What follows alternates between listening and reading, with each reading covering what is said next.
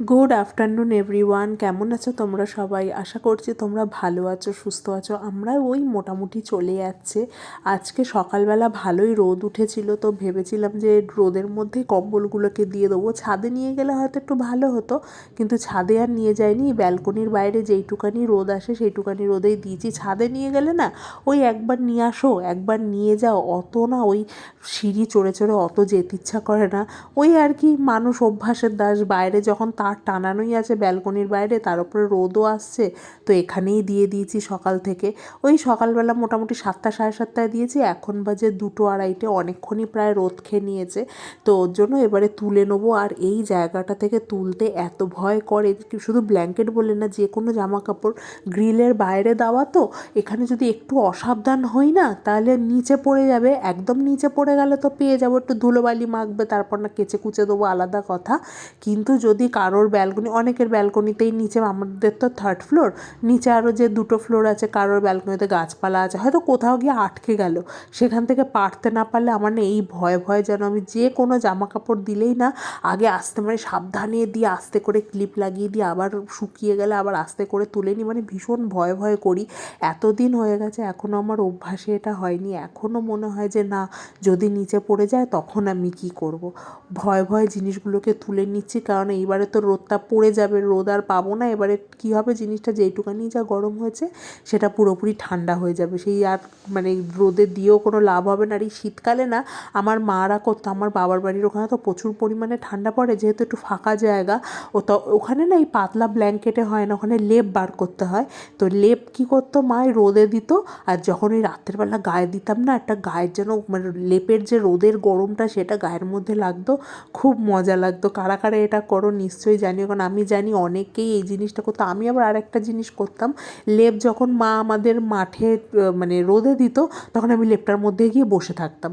আমার ভীষণ ভালো লাগে এই জিনিসগুলো করতে। এখনও মায়ের বাড়ি মাঝে মাঝে গেলে যদি মা শীতকালে ওরকম করে, এখনও কি আমি লেপের ওপর বসে থাকি। এটা আমার খুব খারাপ অভ্যাস বলতে পারো। যাই হোক, আর কার্তিক পুজো কবে হয়ে গেছে, কার্তিক ঠাকুর তো কোনো গাছতলা এখনও বসানো হয়নি। আর এখানে ফুল, তারপর দ্বারঘট, তারপর কলা গাছ যেগুলো এনেছিলাম, সমস্ত কিছু এখানে বেঁধে রাখা আছে। ভাবছি হচ্ছে এটা গঙ্গায় দিয়ে আসবো গিয়ে, কারণ এদিক ওদিক আর ফেলবো না, নয় গঙ্গায় দিয়ে আসবো, নইলে আমার বাবার বাড়ির ওখানে না একটা পুকুর আছে, ওখানে সমস্ত ঠাকুর, কার্তিক ঠাকুর বলো, শীতলা মা বলো, এগুলো বসিয়ে দিয়ে যায়।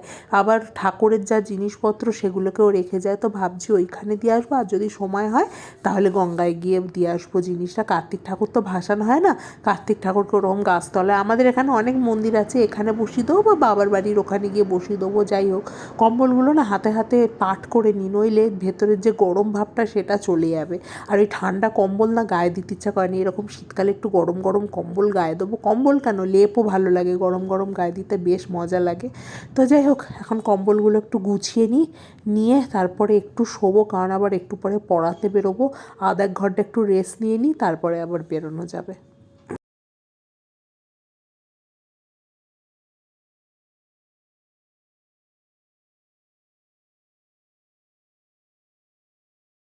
যতই ভাবি শোবো, শোয়া আর হয় না। হঠাৎ করে মনে পড়লো যে বাইরের যে স্লাইডারটা, তারপরে রান্নাঘরের জানলা, এগুলো দিতে হবে, কেননা এখন তো শীতকাল, মশার প্রচণ্ড পরিমাণে উপদ্রব। মানে একটু যদি জানলা দরজা খোলা থাকে, বড় বড়, আর আমাদের নিচেই তো ড্রেনের এত বড় বড় মশাগুলো ওঠে না, মানে পুরো কামড়ালে জ্বালিয়ে দেয়। ছোট মশা তো আছে, তার সাথে বড় বড় মশাও আছে। তো ওর জন্য স্লাইডারটা এখন একটু টেনে দেবো, আর রান্নাঘরে স্লাইডারটাও দেবো। এই দুটো জিনিস দেওয়া থাকলে না একটু মশাটা কম হয়, আর খুলে রাখা যায়। এত ঠান্ডা ঠান্ডা পড়ছে সবে সবে, আর খুলে রাখলে একটা ঠান্ডা ঢুকবে, তার থেকে বড় কথা আবার মশা ঢোকে। তো ওর জন্যই আর কি সমস্ত জানলা দরজায় বিকালবেলা টাইমটা দিয়ে যাই। বাবার বাড়ির ওখানেও যখন থাকতাম, তখন ওখানে প্লেন দেখতাম মোটামুটি বড়, আর এখানে যেহেতু এয়ারপোর্টটা একদমই কাছে, প্লেন যেন মনে হয় না মাথা ছুঁয়ে চলে যাবে, মানে এই মনে হয় ছাদের পাঁচিলটা ছুঁয়ে চলে গেল, এতটাই নিচ থেকে যায়। এই প্লেনটা তো তবু ওই সাইড দিয়ে দিয়ে গেল। বেশিরভাগ প্লেন না আমাদের ফ্ল্যাটের ওপর দিয়ে যায়, প্রচণ্ড বড়, মানে ফ্ল্যাটের ওপর দিয়ে যখন প্লেনটা যায় না, মানে মনে হয় যেন প্লেনটায় হাত দিয়ে ছুঁতে পারবো, এতটাই নিচ থেকে যায়। কিন্তু সেটা সম্ভব না আদৌ, হাত দিয়ে তো আর প্লেন ছোঁয়া যায় না। আমরা ভাবছি হয়তো অনেকটা নিচ দিয়ে যাচ্ছে, কিন্তু না, অনেকটাই ডিস্টেন্সে। আর সামনেই তো এয়ারপোর্ট, ওর জন্যই ওরকম অতটা নিচ দিয়ে যায়। কারণ আমাদের বাড়ির একটা দুটো স্টপেজ পরেই এয়ারপোর্ট, তো সেখানে গিয়ে ল্যান্ড করে যাবে, আর ওপর দিয়ে গিয়ে কি হবে। মা বলছিল যে কদবেল মাখা রেখেছে, তো এই তো এখানে রেখে দিয়েছে কদবেল মাখাটা। ঢাকা দেওয়া থাকলেও আমরা এই ছোটো ছোটো পোকাগুলোকে উনকি পোকা বলি, তোমরা কি বলো একটু জানিও। এই একটু ঢাকা রয়েছে তবুও দেখলে সরালাম কীরকম যেন উনকি পোকাগুলো উড়ে উড়ে গেলো। এই কদবেল মাখা আমার এত ভালো লাগে না, একটু লঙ্কা, একটু নুন, একটু চিনি দিয়ে মাখলে আহা হা, একদম স্বর্গ, মনে হয় যেন স্বর্গ হাতে পেয়েছি। এই বেল মাখা আমার মায়ের ভীষণ ভালো লাগে। আমার আবার এমনি যে বেলগুলো শরবত খায় না, ওগুলো আমার একদম ভালো লাগে না। এই কদবেল মাখা আমার অসাধারণ লাগে খেতে। আর কৌশিক কিছুদিন আগে গেছিলো দিদার বাড়িতে, তো সেখান থেকে নিয়ে এসছে পেয়ারা আর নিয়ে এসছে কামরাঙ্গা। পেয়ারাগুলো না পেকে গেছে, ও নিয়ে এসেছিলো সব ডাঁসা পেয়ারা, কাঁচা কাঁচা পেয়ারাই নিয়ে এসেছিলো, কিন্তু পেয়ারা না বেশি দিন রাখা যায় না, তো পেয়ারাগুলো রেখে দিয়েছি, তো কারণ পেকে গেছে। আর এই এতগুলো কামরাঙ্গা নিয়ে এসছে, কামরাঙ্গা যে আমার কী ভালো লাগে। আর ভালো লাগার থেকেও বড় কথা না, গাছ থেকে পাড়তে বলো বা গাছের নিচে যে কামরাঙ্গা ছড়িয়ে থাকে সেগুলো নিয়ে আসতে বেশ আমার মজা লাগে। যখন আমি দিদার বাড়ি যাই, মানে লালটুর যে দিদা আছে, দিদার বাড়ি যাই, তখনই কামরাঙ্গা গাছ আগে খুঁজি। কামরাঙ্গা গাছের না, মানে কামরাঙ্গাগুলো এমনভাবে গাছের মধ্যে থাকে দেখে মনে হয় না গাছের পাতা, কিন্তু ওগুলো আদৌ পাতা না, কামরাঙ্গা। আমি প্রথম কামরাঙ্গা গাছ ওই লালটুর দিদার বাড়িতে গিয়েই প্রথমবার দেখেছি, নইলে আমি আগে কোনো দিন কামরাঙ্গা গাছ দেখিনি। মানে কীরকম হয়, কীরমভাবে গাছে ঝোলে কিছুই জানতাম না। প্রথম দিন আমাকে না গিয়ে বলছে যে দেখো এটা কামরাঙ্গা গাছ, কিন্তু আমি শুনে অবাক যে বাবা কামরাঙ্গা গাছ, কিন্তু কামরাঙ্গা কই। ভালো করে তাকিয়ে দেখি থোক্কা থোক্কা হয়ে সব ওই গাছের ডালের, মানে দেখে মনে হবে গাছের পাতা, কিন্তু না, ওগুলো সব কামরাঙ্গা, ছোট বড় বিভিন্ন ধরনের সাইজের। আবার মেজো মামা সে আঁকশি এনে দিয়েছিল, সেই আঁকশি দিয়ে আবার টেনে টেনে কামরাঙ্গাগুলো আমি আর কৌশিক মিলে পেরেছি। অসাধারণ লাগে। আর লালটুর দিদার বাড়িতে দুটো না দুটো না দুটোই মনে হয় কামরাঙ্গা গাছ আছে। তো এখানে অত কামরাঙ্গা তো একসাথে খেতে পারবো না, আবার পেট যন্ত্রণা করবে, ওর জন্য এখানে দুটো কামরাঙ্গা কেটেছি আর দুটো পেয়ারা কেটেছি, সেটাই আর কি ভাত খাওয়ার পরে খাচ্ছি। কারণ বিকালবেলা না একটু ফল খেতে ভালো লাগে, আর তার মধ্যে যদি এরম লোভনীয় টকটক কামরাঙ্গা থাকে। পেয়ারাটা একটু পেকে গেছে বলে আমার পাকা পেয়ারা না একদমই ভালো লাগে না, একটু ডাঁসা পেয়ারা হয় সেই পেয়ারাগুলো বেশ আমার ভালো লাগে। কিন্তু এই এতটা পাকা পেয়ারা না কেমন জানি, অনেকে বলে যে মিষ্টি মিষ্টি লাগে, কিন্তু আমার পাকা পেয়ারা স্বাদটা না খুব একটা যেন ভালো লাগে না। কিন্তু কি করব, রয়েছে, খেয়ে নিই। কৌশিককেও সকালবেলা একটা দিয়ে দিয়েছি, ও আবার ডাঁসা পেয়ারা খেতে খুব ভালোবাসে। থাক, পাকা পেয়ারাগুলো আমি রেখে দিই, আমি খেয়ে নেবো, ডাঁসা পেয়ারাগুলো ওকে দিয়ে দিই। তো একটা পেয়ারা দিয়েছি, ও অফিস নিয়ে চলে গেছে।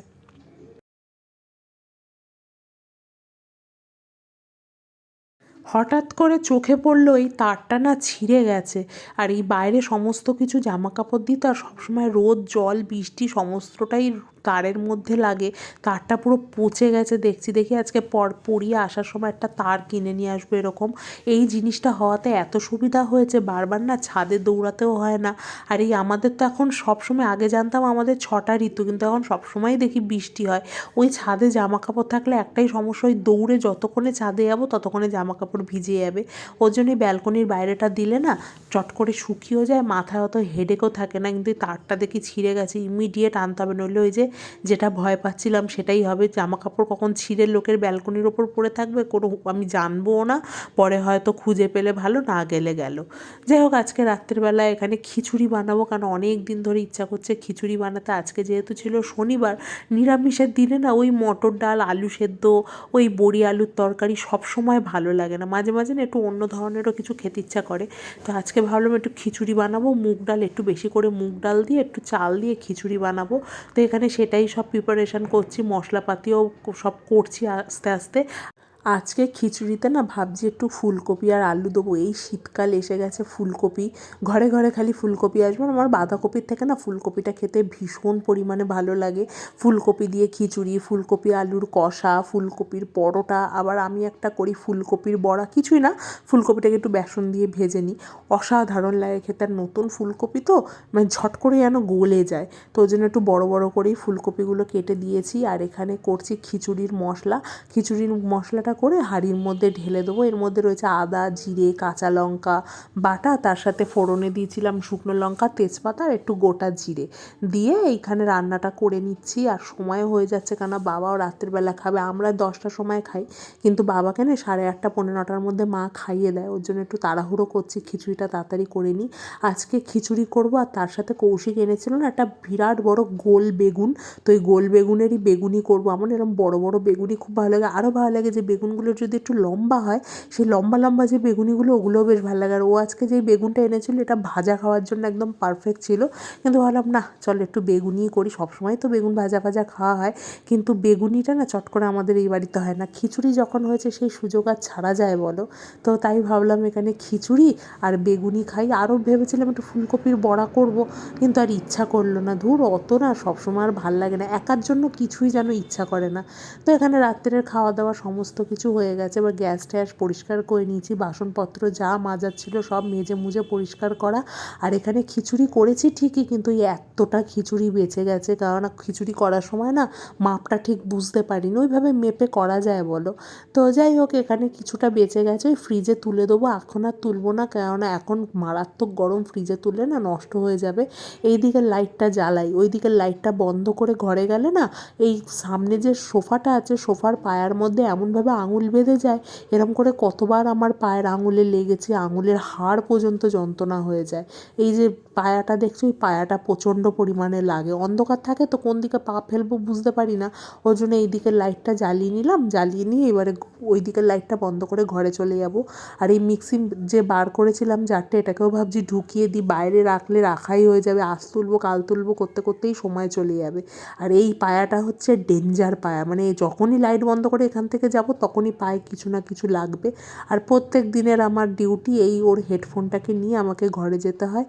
লাইট সব বন্ধ করে দিয়েছি, এবারে ঘরে চলে যাই। আর কৌশিক এদিকে ব্লগ দেখছে, সে বিভিন্ন রাইডিং ব্লগগুলো হয় না, বাইক চালিয়ে এদিক ওদিক সব ঘুরতে যায়, ওর এগুলো দেখতে ভীষণ ভালো লাগে, কারণ ও ঘুরতে খুব ভালোবাসে, তো ওর জন্য এগুলো খুব দেখে।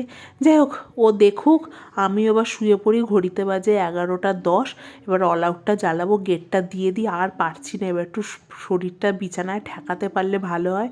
তো যাই হোক, তোমরা সবাই ভালো থেকো, সুস্থ থেকো, আবার দেখা হবে নতুন একটা ব্লগে। টাটা।